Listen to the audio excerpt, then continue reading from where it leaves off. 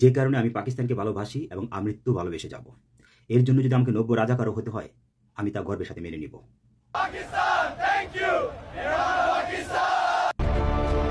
Thanks to Pakistan, Qatar, Afghanistan, and Russia.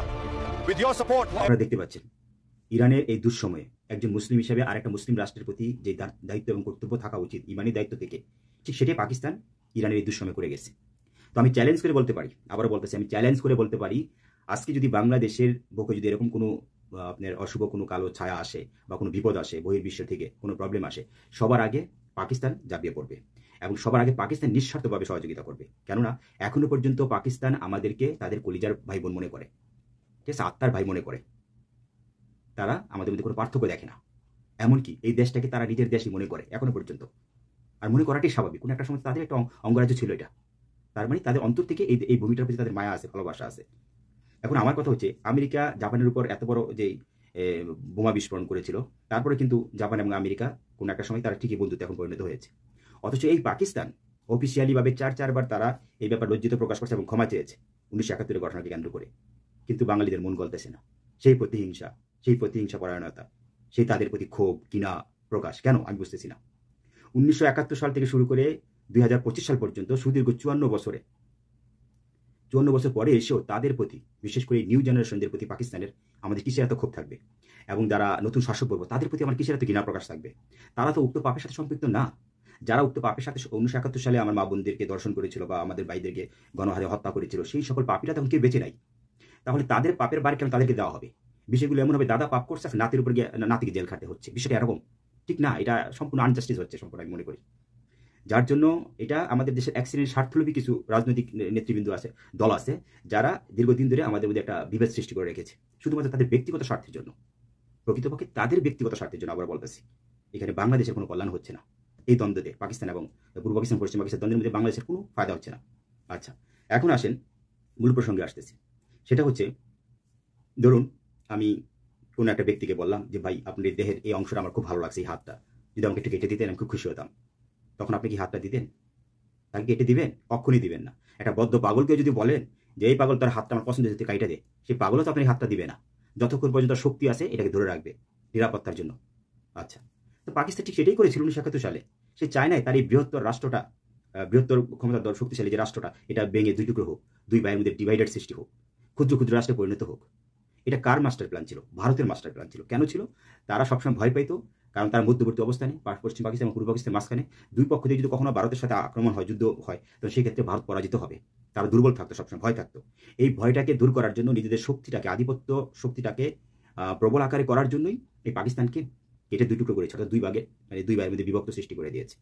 তারা একটা ঘৃণ্য নীল নকশা ছিল, সেটা তারা শতভাগ সফল হয়েছে 1971 সালে। এবং তাদের শুধুমাত্র তাদের সেই ঘৃণ্য চরিতার্থ পূরণ করার জন্যই আমাদেরকে 1971 সালে সহযোগিতা করেছিল। তার মানে কি আমাদেরকে সহযোগিতা করেছে? না, তাদের স্বার্থের জন্য তারা সহযোগিতা করেছিল। আচ্ছা, এটা হচ্ছে নাম্বার 1 তাদের টার্গেট। নাম্বার 2 টার্গেট কি ছিল? যেটা 1974 সালের যে 12ই মে অমৃতবাজার যে পত্রিকাতে এসেছে, যে 1971 সালের পাকিস্তানের সাথে যে যুদ্ধ হয়েছিল, যে পাকিস্তানের যে সেনাবাহিনীর যত রকম অস্ত্রশস্ত্র ছিল, প্রায় 2700 কোটি টাকার অস্ত্র, আবার বলতেছি প্রায় 2700 কোটি টাকার অস্ত্র তারা লুটপাট করে নিয়ে গিয়েছিল।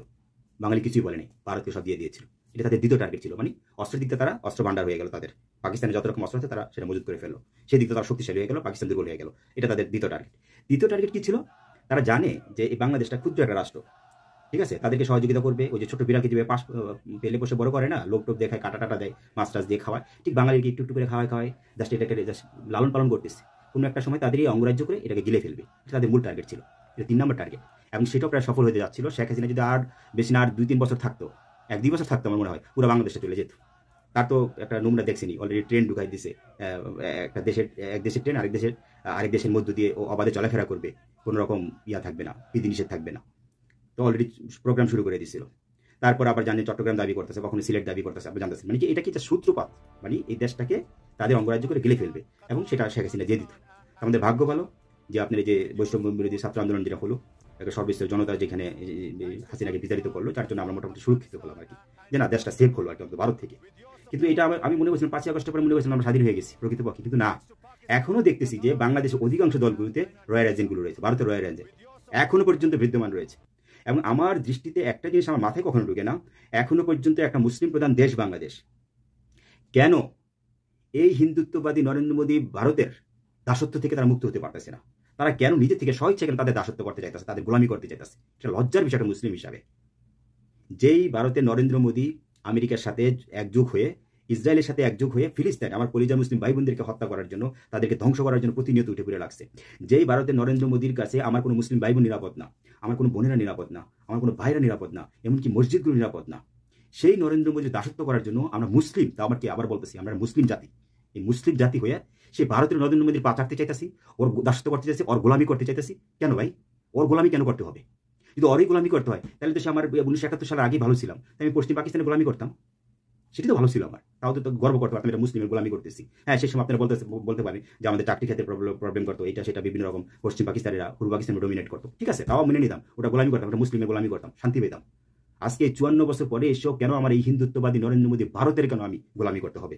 ওর কেন পা চাটতে হবে? ওর পা চেটে কেন আমার ক্ষমতা থাকতে হবে? এটা আমি আজও বুঝি না। ওর পা না চাটলে কি আমরা ক্ষমতা থাকতে পারবো না? ভারত ছাড়া কি আর কোনো দেশ নেই আমাদের সহযোগিতা করার জন্য? আমরা নিজেরাকে আত্মনির্ভরশীল না? আজীবন বরেই ভারত আমাদেরকে পঙ্গু করে রেখেছে দুইভাবে, অর্থনৈতিকভাবে এবং আমাদেরকে শারীরিক মানসিকভাবেও। নাম্বার 1, এই যে কিছু কিছু ব্যক্তিরা বলে যে ভারত যদি আমাদেরকে পণ্য না দেয় তাহলে আমরা না খেয়ে মরবো, এই কথাগুলো প্রায় সময় উঠতো। হিন্দুদের সাথে আমার খুব বেশি তর্ক হতো অনলাইনগুলোতে। আরে বাবা, ওরা এই যে পণ্যগুলো দিচ্ছে সস্তায়, আমরা বিনা পয়সা দিতেছে, বাংলা দিতেছে না, সস্তায় দিচ্ছে না তো, মানে আমি ফ্রিতে দিচ্ছে না তো, এটার বিনিময়ে বাংলাদেশের অর্থ সব লুটে উপরে নিতেছে। এক, আর দ্বিতীয় ক্ষতি করতেছে কি, বাংলাদেশের যে কৃষি সেক্টরটা আছে তাদেরকে একেবারে শারীরিক এবং মানসিকভাবে তাদের পঙ্গু করে ফেলতেছে, মেন্টালি ভাবে একেবারে পঙ্গু করে ফেলছে। অর্থাৎ তারা যে আত্মনির্ভরশীল হবে, নিজে নিজে ভালো একটা উৎপাদন করবে এবং সেটা ন্যায্য মূল্য পাবে, সেগুলো থেকে আস্তে নিরুৎসাহিত হতে হতে বাংলাদেশ কৃষি সেক্টরটা একেবারে দেউলিয়া ধ্বংসের পথে চলে গেছে। আলহামদুলিল্লাহ রিসেন্টলি এখন কৃষি সেক্টর অনেক উন্নত হয়েছে, কারণ এখন ভারত থেকে সমস্ত কিছু আপনার বিচ্ছিন্ন হয়ে গেছে, এখন নিজের আত্মনির্ভরশীল হয়ে গেছে। এখন বাঙালি নিজেই বুঝতে পারতেছে যে না, আমরা ইচ্ছা করলে পারি, এবং আলহামদুলিল্লাহ দ্রব্যমূল্য অনেকটা আমাদের সম্পূর্ণ ক্রয় ক্ষমতা হাতে চলে আসছে।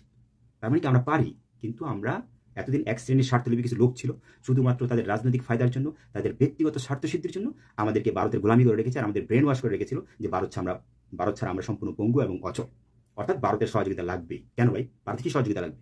ভারতের কোনো সহযোগিতা লাগবে না, বরঞ্চ আমরা এখন যাচ্ছি না কলকাতায় না খেয়ে মরতেছে, ভারত না খেয়ে মরতেছে, নরেন্দ্র মোদীকে বকাঝকা করতেছে। আমরা চিকিৎসার জন্য গিয়ে যাইতাম কি আমাদের সুবিধার জন্য শুধু? ওরা আমাদের কাছে অর্থ লুটপাট করে নিত না, চিকিৎসার সুবিধার অজুহাত দিয়ে নিত না? অবশ্যই নিত। ওরা লাভবান হতো। আজকে ওরা লাভবান হতে পারতেছে না, আমরা সেখানে মার্কেটিং করতে যাচ্ছি না, সেই ক্ষেত্রে ওরা বাতে